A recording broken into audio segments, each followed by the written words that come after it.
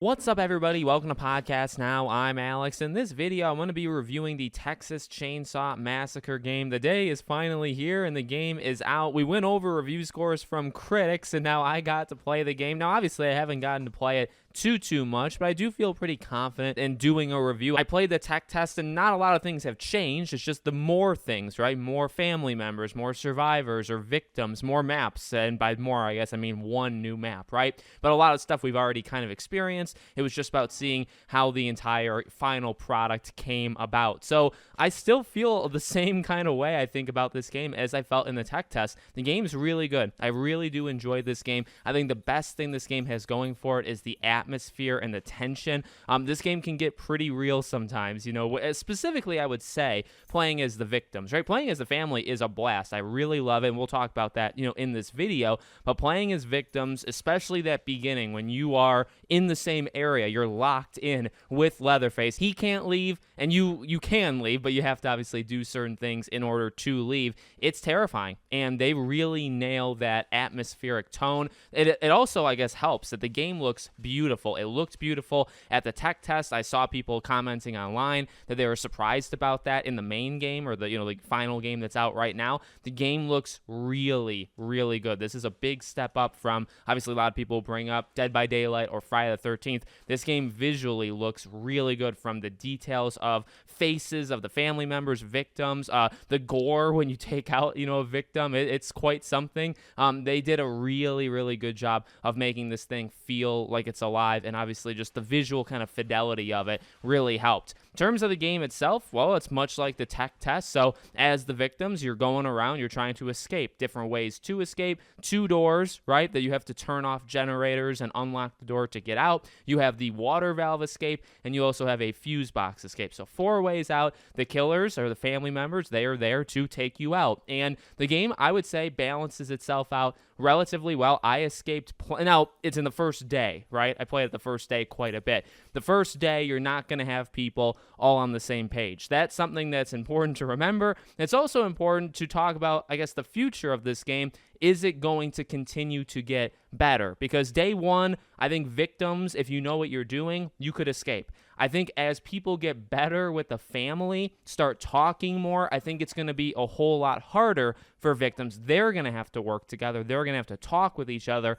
in order to escape. Vice versa. I think it's pretty easy right now as the family to kind of take out the victims if you know what you're doing. But as the victims get better, get faster in terms of escaping, the family is going to have to work together and really be better. And so day one, I think the game works. I think it's a blast to play. I think it's still very, very fun. It's simple in its premise, but all these, Friday the 13th is simple in its premise. Predator, Dead by Daylight, fixing generators and then leaving. That's literally the premise of Dead by Daylight, right? It's not more sophisticated in that way, I guess, than any of those games. I have always said, and I still stand by this game is harder. This is a much harder game, I think. I think it's going to continue to get hard, again, as people get better. Steeper learning curve than the others. This game also doesn't do a great job of telling you how things work. In one of my first matches playing, a person turned on the electric ground to block their own escape. They thought it was on, so they thought they were turning it off. They actually turned it on, they zapped themselves, and then they panicked and they didn't know what to do to turn the thing off. I think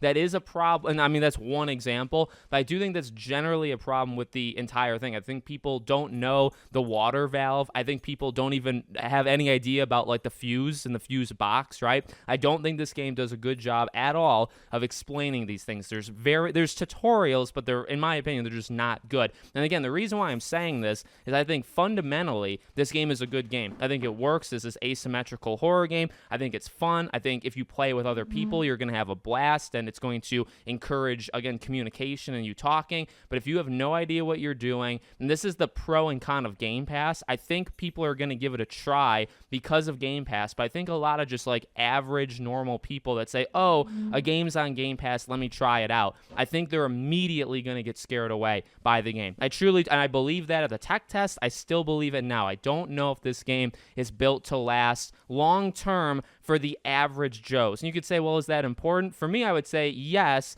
because you look at a game like Dead by Daylight, why has that survived so long? Because it's a game that works for veterans and it works for beginners. A game like this, I think in 2-3 months' time, you're going to have the elite of the elite, and the games are going to be impossible, and it's going to be, I mean, it could be fun, right? It's actually maybe going to even be a blast, because you're going to have to talk and all that stuff, but it's just going to be the pro players. And if you dare enter this game in 2-3 months, I think you're going to get slaughtered, and I think that's going to be very discouraging as a new player coming in. And that's always been my problem with this game. It still is now. Nothing about the final product has changed my opinion on that, but beyond that, I think the game is good. I think they did an incredible job of making everybody different. Each family member is totally unique. You have to play them totally different. The skill tree thing and the attributes, that's going to take some getting used to. I like the general idea that you're picking, which direction you want to go. You're going to lock some perks off to you if you go, say, right, and you're going to lock off the left perks, but then you can swap in and out the perks.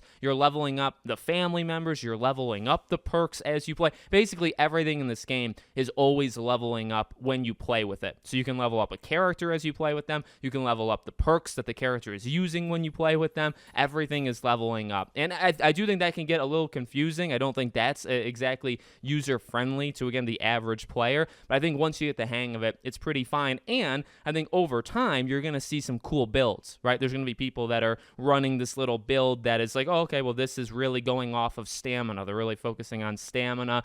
Maybe they're going to be able to escape super, super quick versus another person. So I do think there's a long-term future in terms of people getting better, people figuring it out, and people running the different builds and running kind of their favorite characters, working together. I think the game does have a future in that regard, but again, I just am worried about if it can actually last. The game's doing pretty well. I mean, there's a good amount of people playing it concurrently. There's a great amount of people watching the game, say on Twitch, right, those Twitch stats. The game is, I think, doing pretty good and pretty healthy. I worry that once you get into September, October, yes, you have Halloween, so maybe the horror thing, maybe they can kind of promote the game even more, but there's so many other games out there, and again, if this game, when it evolves, if it evolves only for the better players, I think that's going to kind of be all that you have left. So we'll see how it does long term, but I'm really impressed by it, and I do think give it a chance. Give it a chance. Maybe try to play it with somebody else. I mean, I really do mean that. Play it with a buddy. Talk to that person, whether you're the family or the victims, and see if you like the game. I think people can get it, but again, I think it's a steeper learning curve than the average Ghostbusters or Predator or Friday the 13th or Dead by Daylight, those games. This game is easily, and I've played all of them. I played every single one.